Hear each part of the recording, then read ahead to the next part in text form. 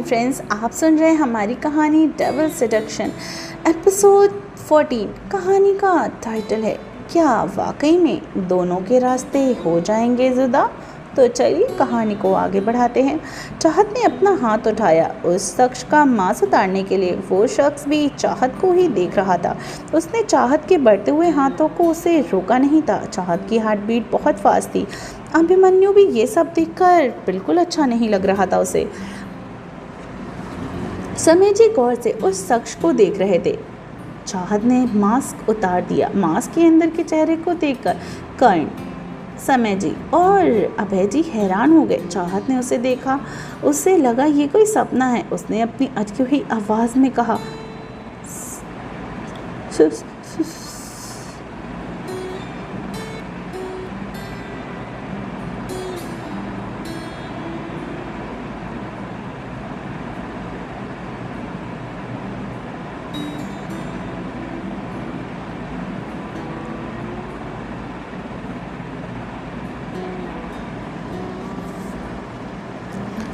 उसने अपनी अटकी हुई आवाज़ में कहा, साहिल।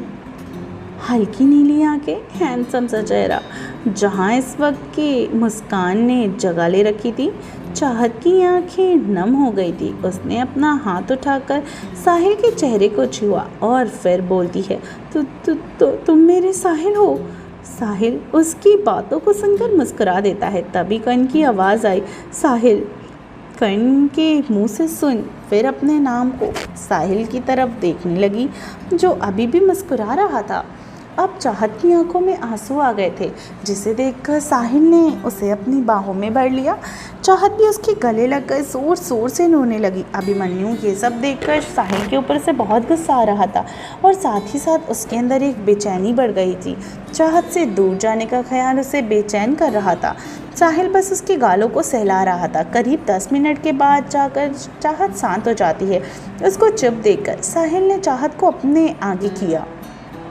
चाहत ने साहिल को हाथ झटक दिया और उसके सीने पर अपने हाथों से मुट्ठियां बना बना कर मारने लग जाती है। साहिल ने उसे रोका नहीं। बहुत टाइम के बाद जब चाहत मारते मारते थक गई तो वो रुक जाती है। फिर साहिल के गले लगकर सुबकते हुए बोलती है, तुम बहुत बुरे हो। तुम मुझे छोड़ कर चले गए थे। तुम बहुत ज़्यादा बुरे हो। तुमने मुझे बहुत रुलाया है, पर अब मुझसे कभी बात नहीं करूँगी मैं तुमसे। चाहत की बात सुनकर साहिल हंसते हुए कहता है, अच्छा ठीक है, फिर तुम बात नहीं करोगी तो मैं चल जाता हूँ, ठीक है। साहिल की बातें सुनकर चाहत जल्दी से साहिल के गाल पर एक ज़ोरदार थप्पड़ जड़ देती है। ये देखकर सब हैरान हो जाते हैं। वानी जो चाहत और साहिल को देख रही थी, लग रहा था जैसे कुछ टाइम के बाद वो पक्का बेहोश ही हो जाएगी। वो अपनी आंखें बड़ी कर करके चाहत और साहिल को ही देख रही थी। साहिल ने अपने गाल पर हाथ रखा। कर्ण ने जब देखा चाहत ने साहिल को मारा, उसने अपना माथा पीट लिया। साहिल ने उसकी तरफ देखा। दोनों ने एक दूसरे की तरफ देखा और सिर हिला दिया, जैसे वो पूरी तरीके से तैयार था। साहिल ने को पता था कि चाहत का अगला एक्शन क्या होने वाला है। चाहत ने थप्पड़ तो जड़ दिया, पर नतीजा साहिल को इससे कोई फर्क नहीं पड़ा। लेकिन बेचारी चाहत के हाथों में दर्द होने लगा। वो अपने दूसरे हाथ से अपने हाथ को सहलाने लगी। उसका चेहरा ही मुरझा गया। साहिल को ऐसे देख कर्ण और साहिल दोनों की तो हंसी ही निकल गई। साहिल ने अपना हाथ ऊपर किया, जिस पे कर्ण ने और साहिल ने एक दूसरे को हाई फाई दिया। वानी साहिल को हंसते हुए चेहरे को देख रही थी। ऐसा लग रहा था जैसे वो किसी अजूबे को देख रही हो। साहिल ने प्यार से चाहत के चेहरे को पकड़कर उसके माथे पर किस कर दिया, जिससे चाहत खुश हो गई। अभिमन्यु ये सब देखकर बहुत जेलस फील कर रहा था। वो चाहता था चाहत सिर्फ उसके पास जाकर रहे, उसे यहाँ से ले जाने के लिए, पर उसका पैर आगे बढ़ ही नहीं रहा था। साहिल खड़ा हो जाता है। उसने चाहत को उठाया। साहिल और कर्ण ने एक दूसरे को देखा। फिर साहिल आगे बढ़कर कर्ण के गले लग गया।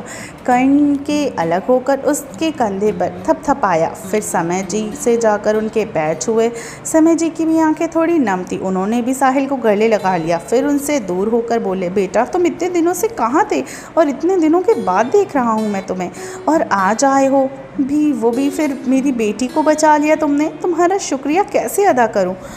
समय जी की बातें सुनकर साहिल मुस्कुराकर बोलता है, इसकी कोई ज़रूरत नहीं है अंकल, चाहत मेरी जिम्मेदारी है, मैं कभी उसे कुछ नहीं होने दूंगा। अभिमन्यु के कानों में जब साहिल की ये बात गई, उसकी आंखें छोटी हो गई, उसके कदम पीछे की तरफ जाने लगे।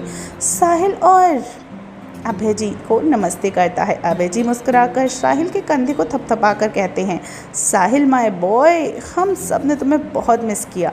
अभय जी की बात सुनकर साहिल मुस्कुरा देता है। चाहत आगे आई और उसने साहिल का हाथ पकड़ लिया, फिर सबसे कहा, मैं ना आप सबको अपने फ्रेंड से मिलवाती हूँ। ये बोलकर उसने सबसे पहले अवनी को मिलवाया। ये अवनी है, मेरी बहुत अच्छी दोस्त है, हम सब बहुत मस्ती करते हैं। फिर उसकी नज़र रेहान पर पड़ी जो थोड़ी ही दूर पर था।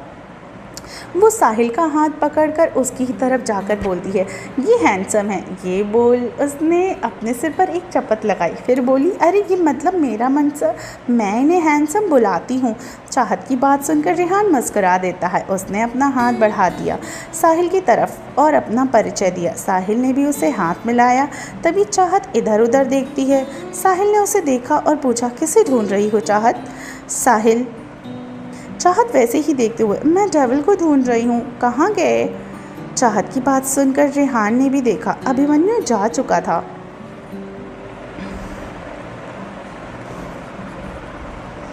रेहान की नज़र भी अपने बगल में गई। अभिमन्यु इस समय नहीं था।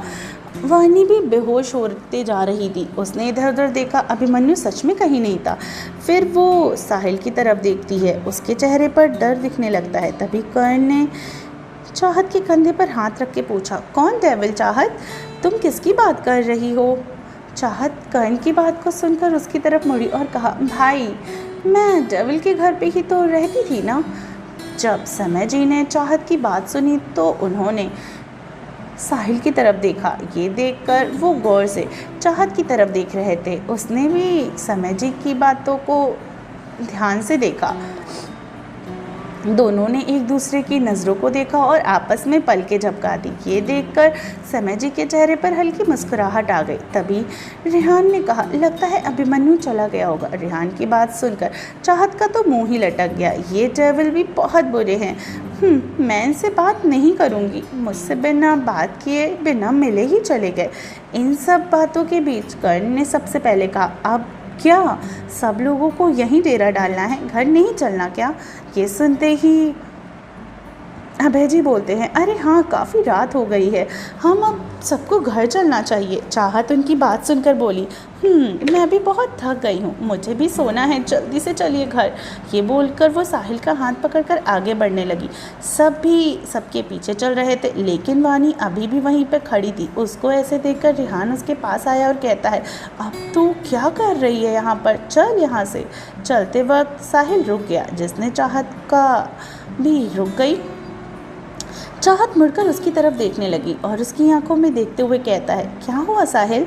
साहिल ने कुछ देर तक उसकी आंखों में देखा और कहा, तुम किसके साथ जाओगी? साहिल का सवाल सुनकर वे सब रुक गए और चाहत की तरफ देखने लगे। चाहत ने नॉर्मली कहा, तुम्हारे साथ जाऊंगी। और किसके साथ? उसकी बातें सुनकर साहिल बोलता है, कुहू, मैं घर जाने की बात कर रहा हूँ, मैं मल्होत्रा मेंशन की बात कर रहा हूँ। ये सुनकर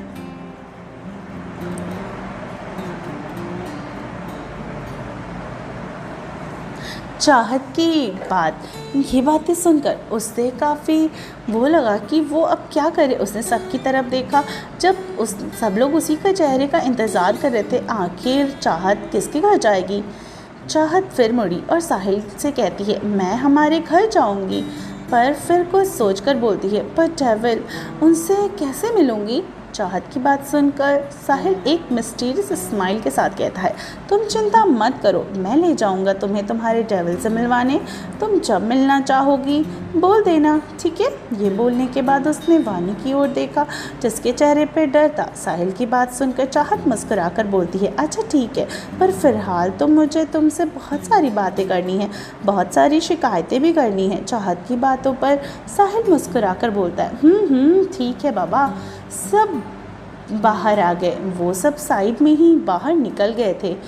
अभय जी अपनी कार में बैठ गए। कर्ण और समय जी भी कर्ण, समय जी, साहिल और चाहत एक कार में। कर्ण ड्राइव कर रहा था, समय जी पैसेंजर सीट पे बैठे थे। चाहत और साहिल पीछे बैठकर बातें कर रहे थे। कुछ देर के बाद चाहत को नींद आ गई और वो साहिल के सीने से लग के सो गई। जब ये सब समय जी ने देखा, कुछ ही देर के बाद समय जी ने कर्ण से कहा, कर्ण तुम अभय के पास चले जाओ, वैसे भी रात बहुत हो गई है, उसे आज रात हमारे घर ही रुकने को बोलना। कर्ण उनकी बात को मान गया और कार के बाहर रोककर निकल गया। उसकी कार को रोकता देख अभय जी भी अपनी कार को रोक लेते हैं। कर्ण उनके पास आया और अभय जी को साइड में बैठने को बोलता है। वो खुद ड्राइविंग सीट पर बैठ गया। उधर समय जी ड्राइविंग सीट को संभाल लेते हैं। दोनों ही आगे बढ़ जाते हैं। अभय वहीं पीछे साहिल एक हाथ में चाहत के सर पे था और दूसरा हाथ उसने अपने टैब को पकड़ रखा था, जहां इस वक्त एक लाइव वीडियो चल रही थी। ये वही वेटर की थी जहां उसे बहुत ज़्यादा टॉर्चर किया जा रहा था।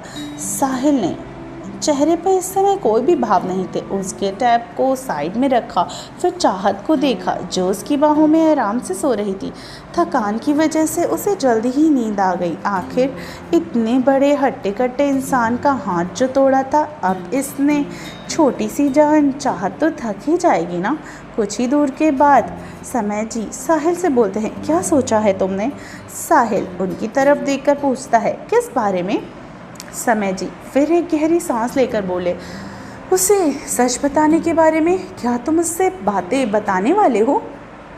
समय जी की बात सुनकर साहिल के चेहरे पर गुस्सा दिखने लगता। उससे गुस्से में कहा, कभी नहीं, मैं उससे कुछ नहीं बताऊंगा। ये सब कुछ उसकी वजह से ही तो हो रहा है। वो चाहता तो ये सब रोक सकता था, पर उसने ऐसा नहीं किया। नफ़रत करता हूँ मैं उससे, बहुत ज़्यादा नफ़रत। वो अगर खुद सच पता लगाना चाहे तो अच्छा है, पर अगर उसे पता चल भी गया तो भी मैं उसे कभी नहीं माफ़ करूँगा। उसकी गलती की सज़ा भी उसे ही मिलेगी। इतना बोलकर साहिल चुप हो गया। अभय जी यानी समय जी ने उससे आगे कुछ नहीं कहना ठीक समझा। दोनों की बात से चाहत थोड़ी कसमसाने लगी। वो और ज़्यादा साहिल से चिपक कर सो गई। ये देखकर साहिल जो अब तक गुस्से में था वो मुस्कुराने लगा। समय जी भी ये देखकर मुस्कुरा देते हैं। वहीं अभिमन्यु के घर पर अभिमन्यु अपने रूम में बैठे फ़ोन में एक फ़ोटो को देख रहा था, जहां चाहत अभिमन्यु के गाल पर किस करके ज़बरदस्ती उसकी फ़ोटो क्लिक करवाती है। वो दिन याद करके अभिमन्यु के चेहरे पर एक मुस्कुराहट आ गई। अभी उसे रात की बात याद आ गई। उसकी आंखों में खून उतर आया। उसकी आंखों का रंग गहरा लाल हो गया। उसने गुस्से में साइड के रखे ग्लास टेबल को तोड़ दिया, जिससे कांच इधर उधर टूटकर बिखर गया। उसे सब कुछ एक बार फिर से याद आने लगा। साहिल और चाहत का एक दूसरे को गले लगना, साहिल के चाहत के माथे पे किस करना, चाहत की आंखों में वो चमक, ये सब याद करके उसका गुस्सा बढ़ने ही लगा। उसने गुस्से में कहा, मेरी छोटी खरगोश के आसपास भी भटकने नहीं दूंगा तुम्हें। तुम जो कोई भी हो, क्यों ना हो, अगर हम दोनों के बीच में आओगे तो जान से जाओगे। तुम्हें उसे डेविल अभिमन्यु के सामना करना होगा। ये बोलकर वो ज़ोर ज़ोर से हंसने लगा। इतने दिनों तक जो शांत हुई आग आज वो जल उठी थी। अभिमन्यु इस रूप में बहुत ही ज़्यादा खतरनाक लग रहा था। रेहान और वानी भी घर आ गए थे। वानी घर आकर अपने कमरे में जाने के बावजूद तुरंत ही शेरा के कमरे की तरफ बढ़ गई। उसे वहां जाता देख रेहान गया और उसके हाथों को पकड़कर ऊपर ले जाते हुए बोला, कहाँ जा रही हो? आज तुम्हें क्या हो गया है? तुम बहुत अजीब बिहेव कर रही हो। वानी उसे देख खुद को नॉर्मल करने की पूरी कोशिश करते बोलती है, शायद भूख की वजह से ऐसा होगा। भूख लग रही है, छोड़ो मैं जा रही हूँ सोने, अब कुछ खाने की भी एनर्जी नहीं बची है। ये बोलकर वो चली गई। रेहान ने अपना सर हिला दिया। तभी उसकी नज़र अभिमन्यु के रूम पर पड़ी। उसे समझ नहीं आ रहा था कि इस वक्त अभिमन्यु की क्या हालत होगी। उसने अभी वहाँ जाना ठीक नहीं समझा। वो भी अपने कमरे में चला गया। कुछ समय के बाद 2 कार आकर मल्होत्रा मेंशन में पहुंच गई। चाहत अभी भी सो रही थी। साहिल उसको अपनी बाहों में उठाकर सीधे अंदर घर के ले आया। हे फ्रेंड्स, आई होप आपको हमारी ये स्टोरी पसंद आई हो। और चलिए मिलते हैं कहानी के अगले एपिसोड में। तब तक अपना अच्छे से ख्याल रखिए और सुनते रहिए डेविल सेडक्शन सिर्फ टिनी FM जान के साथ।